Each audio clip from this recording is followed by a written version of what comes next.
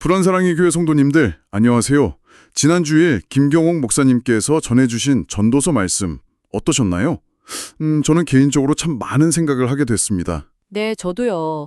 특히 헛되고 헛되다는 그 말씀 앞에서 이게 뭘까 좀 마음이 무거울 수도 있는데 목사님 설명 들으면서 이게 그런 뜻만은 아니구나 싶었죠. 맞아요. 그래서 오늘은 그 깊은 의미를 좀 더 파헤쳐보는 그런 시간을 가지려고 합니다.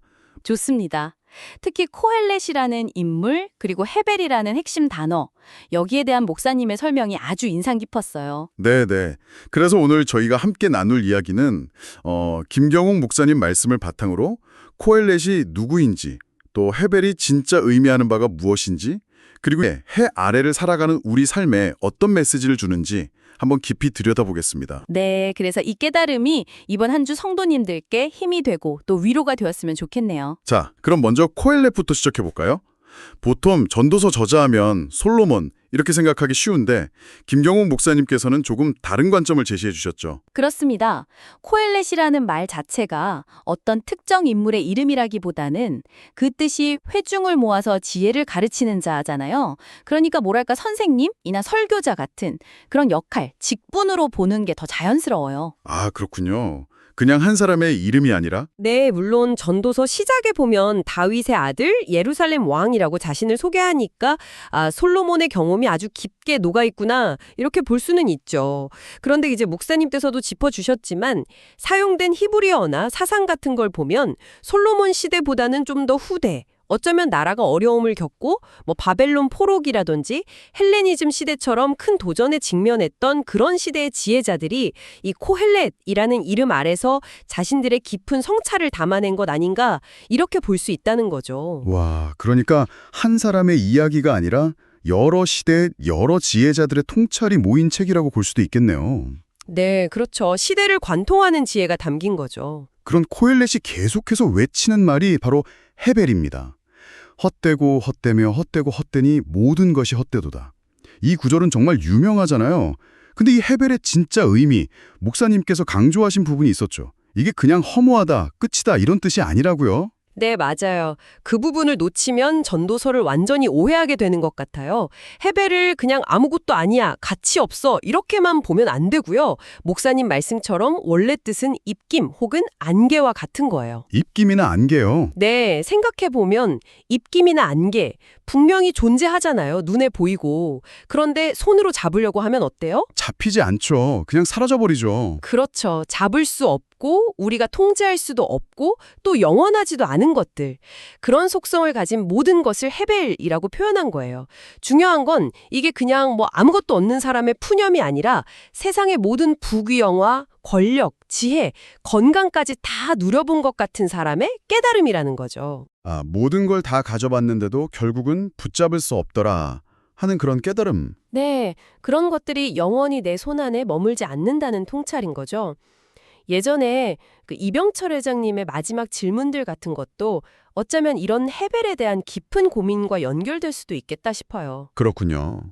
헤벨은 절망이나 허무가 아니라 우리가 그렇게 붙잡으려고 애쓰는 세상 것들의 실체, 그 한계와 불확실성을 보게 만드는 뭐랄까 각성의 언어라고 할 수 있겠네요. 네, 정확합니다. 각성이죠. 그럼 이 헤벨을 깨닫는 것이 왜 중요할까요? 목사님께서는 이걸 알아야 해 아래 세상의 한계를 볼 수 있다고 하셨어요. 맞아요. 해 아래, 언더 더 선이라는 표현이 전도서에 계속 나오잖아요. 이게 참 중요한 상징인데 말 그대로 하나님 없이 그냥 이 세상의 법칙 아래서 돌아가는 삶의 무대를 뜻해요. 거기서는 끊임없이 뭔가를 더 가지려고 하고 더 높아지려고 하고 막 경쟁하고 욕망하고 그런 게 전부인 것처럼 보이잖아요. 네, 그렇죠. 다람쥐 쳇바퀴 돌듯이. 네. 근데 코엘렛은 그런 해 아래에서의 모든 수고가 결국에는 바람을 잡으려는 것과 같다고 말해요. 헛수고라는 거죠. 목사님께서 그 폴 세뮤얼슨의 행복 공식, 행복은 소유 나누기 욕망, H는 CD 이야기도 잠깐 하셨는데 결국 소유를 늘리는 것보다 중요한 건 욕망을 다스리는 지혜라는 거죠. 소유를 키우는 경쟁 대신에 욕망을 조절하는 쪽으로. 그렇죠. 이 헤벨, 즉 세상 것들의 덧없음을 깨달아야만 해 아래의 삶이 전부가 아니구나, 참된 만족은 다른 데 있구나 하는 걸 알게 된다는 거예요. 그래야 이 굴레에서 벗어날 수 있는 거죠. 한계를 깨달으면 자연스럽게 시선이 다른 곳, 해 위를 향하게 된다. 이 말씀이 참 인상 깊었어요. 이어령 박사님 이야기도 그렇고요. 네, 인간적인 노력이나 세상적인 성취가 영원하지 않다는 것, 이 해배를 깊이 깨달을 때 참 역설적이게도 우리는 영원한 것을 갈망하게 돼요. 우리의 시선이 해 위, 즉 하나님의 관점, 그 영원의 세계로 향하게 되는 거죠. 아, 덧없음을 통해서 오히려 영원을 보게 된다. 네. 코엘렛도 보면 해는 뜨고 지고 바람은 불고 강물은 계속 바다로 흐르는데 바다를 못 채우고 이런 자연의 반복, 어떻게 보면 허무한 순환을 보여주잖아요. 근데 그러면서도 땅은 영원히 있다고 말하면서 그 영원하신 하나님을 슬쩍 암시하는 것 같아요. 그렇군요. 목사님께서 예로 드신 이어령 박사님 경우가 딱 그렇죠. 평생을 지성으로 대표되는 분이셨는데 그 따님 이민아 목사님의 그 극심한 고난 속에서도 하나님을 놓지 않는 그 믿음, 그걸 곁에서 지켜보시면서 지성 너머의 세계, 영성의 세계, 해 위에 하나님을 인격적으로 만나게 되셨다고 하잖아요. 때로는 인생의 깊은 해벨 체험이 우리를 영원으로 이끄는 통로가 되기도 하는 것 같아요. 정말 그러네요. 지성에서 영성으로라는 그 표현이 딱 와닿습니다. 성경의 아벨 이야기도 헤벨과 연결해서 설명해 주시니까 그 의미가 또 새롭게 다가왔어요. 그렇죠. 아벨의 삶을 그냥 해 아래 관점에서만 보면 정말 너무 덧없고 허무하죠. 의롭게 살았는데 형한테 죽임을 당하잖아요. 정말 헤벨 그 자체 같은 인생이죠. 네, 정말 안타깝죠. 그의 의로움이 그냥 잠깐의 입김처럼 훅 하고 사라져버린 것처럼 보일 수 있어요. 그런데 성경은 아벨을 그렇게 평가하지 않죠. 해 위의 관점, 즉 믿음의 시선으로 보면 그는 죽었지만 그 믿음으로 하나님을 기쁘시게 했고 그 믿음을 통해 지금도 우리에게 말하고 있다. 이렇게 증언하잖아요. 아, 죽었지만 말하고 있다. 네, 해 아래에서의 허무함, 그 헤벨, 를 넘어서는 영원한 가치가 있다는 걸 보여주는 거죠. 결국 이 모든 헤벨, 또 해 아래 세상의 한계를 궁극적으로 넘어설 수 있는 길은 오직 예수 그리스도께 있다. 이렇게 결론이 모아졌습니다. 네, 맞습니다. 예수님이야말로 십자가에서 인간이 겪을 수 있는 가장 처절하고 극심한 헤벨을 몸소 경험하신 분이죠. 하나님의 아들이신데 버림받고 조롱당하고 결국 죽으셨잖아요. 가장 완전한 의가 가장 허무한 죽음처럼 보였던 순간이죠. 네, 십자가 사건이 그렇죠. 하지만 예수님은 거기서 끝나지 않으셨죠. 죽음이라는 해 아래 세상의 가장 강력한 권세를 깨뜨리시고 부활하셨습니다. 그래서 해 아래의 모든 한계와 덧없음을 이기시고 해 위에 영원한 생명으로 나아가는 길을 우리에게 열어주신 거예요. 아, 그래서 우리 그리스도인의 삶은 결코 헤벨로 끝나지 않는 거군요. 그렇습니다. 우리의 삶은 십자가와 부활을 통해 영원하신 하나님과 연결되어 있기 때문에 세상의 기준으로 보면 덧없어 보일지라도 결코 헛되지 않은 거죠. 아, 목사님 말씀을 이렇게 다시 되짚어 보니까 헤벨이 우리를 절망하게 하는 단어가 아니라 오히려 우리의 시선을 하나님께로 영원으로 향하게 하는 정말 소중한 깨달음이구나 하는 생각이 드네요. 네, 정말 그런 것 같아요. 성도님들, 그럼 이 귀한 메시지를 품고 이번 한 주를 어떻게 살아갈 수 있을까요?